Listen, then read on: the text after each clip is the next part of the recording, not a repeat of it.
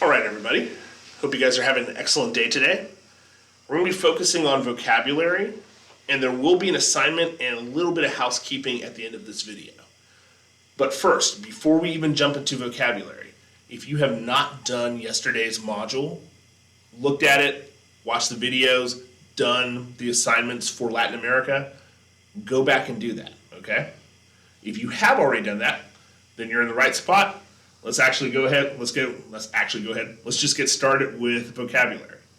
Now, you're going to notice with our vocabulary list, there are some familiar words that we've already covered, but I want to go over them again because they're very important. There's also some new words that we haven't covered, so we're going to look at those as well. So we're going to jump around a little bit on this list. Let's start with the words that you should already be familiar with. Urban. Urban means the city. So if I'm looking at a particular country on a map and I go, okay, well, where are the urban areas? I'm saying, where are the cities?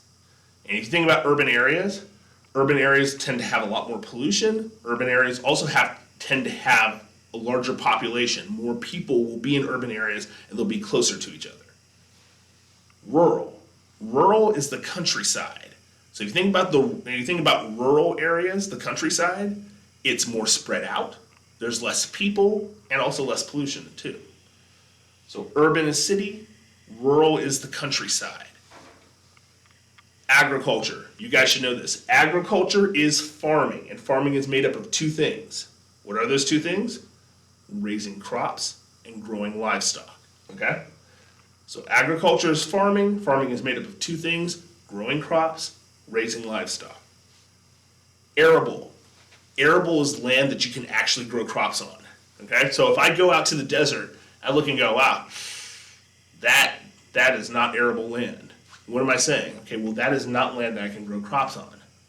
Now, you remember when we did Europe, we were looking at the European plain, kind of this flat area with rivers that flow through it, really great soil, and it's just a lot of farmland. We go, wow, we got some pretty level land right here with lots of rivers. It's well watered. All right, good soil. Wow, this land is arable. You can actually grow crops on this. So that's arable. All right. These four, urban, rural, agriculture, arable, those are words that we have gone over multiple times. Those are the familiar ones. So now let's focus on the words that we're going to be going over for the first time. Deforestation. Now, hopefully, if you're looking at this word, you're going, hey, wait a second. All right, Forest. What word is that? People, hopefully we said forest. I'm hoping you said forest because I don't know what else you would have said. So forest. Also deforestation. All right. So if you have a forest, if you deforest something, you're getting rid of it. Okay. So deforestation is the removal of a section of forest from an area of land, or the removal of an entire forest from an area of land. That's deforestation. And it's very important that you know that it's the removal of a section of a forest or the removal of an entire forest. Some middle schoolers will think, oh, if I cut down a tree, that's deforestation. No. Deforestation is not cutting down a tree. But when you remove an entire section of forest or you remove an entire forest, that's deforestation. Okay? Lumber. Lumber is when you take a tree, you cut that tree and when you cut down a tree, you take that tree that's been cut down and you cut it and process it into something that can be sold. All right, that's lumber. Think of it like this. If I go to Home Depot, if I go to the section of Home Depot where the lumber is, are there just a bunch of logs sitting in Home Depot? No. And if I go to Home Depot, is it just a giant tree? Branches still sticking out, leaves everywhere. It's just a giant tree. I just take this tree home. Well, I'll say I probably wouldn't be taking the tree home with one hand, even though I am super strong. No. All right. So you wouldn't do that. You wouldn't go to Home Depot and see a tree there. You also wouldn't be holding up with one hand either. But what do you notice? Oh, you've got lumber, man. They've taken this tree, they've cut it into sections, they've processed it, used some chemicals to treat it, to make it last longer. What you're looking at Home Depot is lumber, okay? So lumber is when you take a tree that's been cut down, you cut up that tree and you process it so that it can be sold for commercial use. That's lumber. All right? Now, here's two really weird words. Tropic of Cancer, Tropic of Capricorn. All right, now, the tropic, by the way, first of all, Cancer, this is not referring to the disease, okay? So, Cancer, Capricorn, this is referring to constellations. When we look up at the sky, we're doing star constellations. That's Tropic of Cancer, Tropic of Capricorn. Yes, also you will hear those things used in astrology, but we're not going to talk about stuff that isn't actually real, all right? So, Tropic of Cancer, Tropic of Capricorn. These are imaginary lines of latitude. I'm going to show you what they look like. So, by the way, thank you to Encyclopedia Britannica for this map. Encyclopedia Britannica actually does a pretty good job. So, and no, they are not paying me, but I like to give credit where credit is due. So thank you guys for this map. All right. So here's the equator. First of all, here's the equator right here. That's the 0 degree latitude line. It's an imaginary line at 0 degrees latitude. The Tropic of Cancer is an imaginary line of latitude at 23.5 degrees north latitude. 23.5 degrees north of the equator. The Tropic of Capricorn is a line of latitude that's 23.5 degrees south latitude, meaning south, 23.5 degrees south of the equator. Now together, any land that's between the Tropic of Cancer and the Tropic of Capricorn, for the most part, any piece of land, there's some exceptions. For the most part, this is the tropics, the tropic zone. You're going to find tropical rainforests. As I said before, not every piece of land is going to have that because there are other factors that are involved in an ecosystem, that are involved in climate.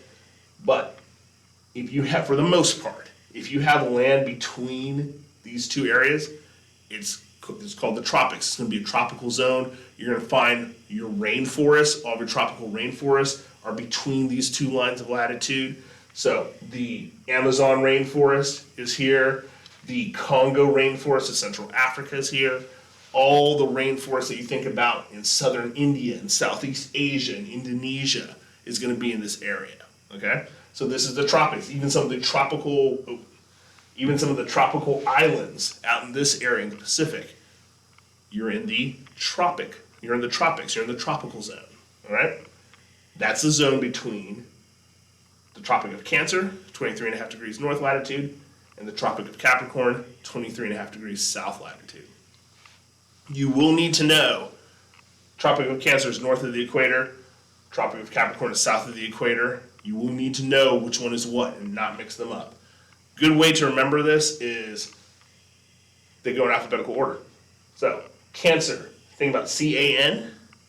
That's going to come before C-A-P, Capricorn.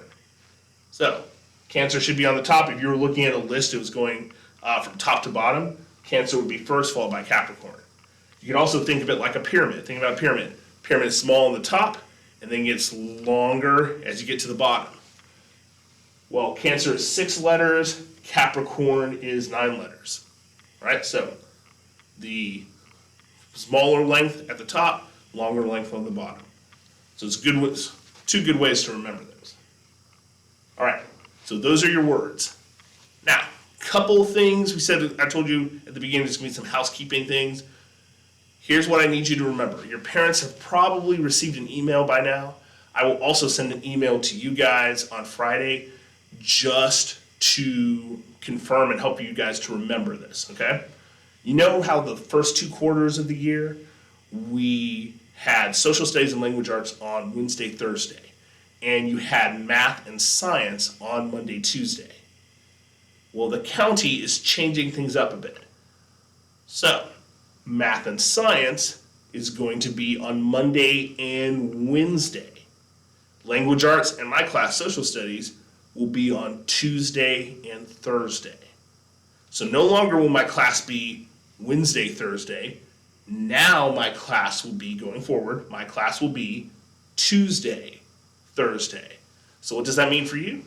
Well, that means that the map test on Latin America, that map test is going to take place on Tuesday. Our conferences from now on will be on Tuesday at 2:35 to 3:25, and on Thursday from 2:35 to 3:25. So map test, that map test on Latin America, look for that map test on Tuesday, okay? Make sure you're studying, make sure you're playing purpose games.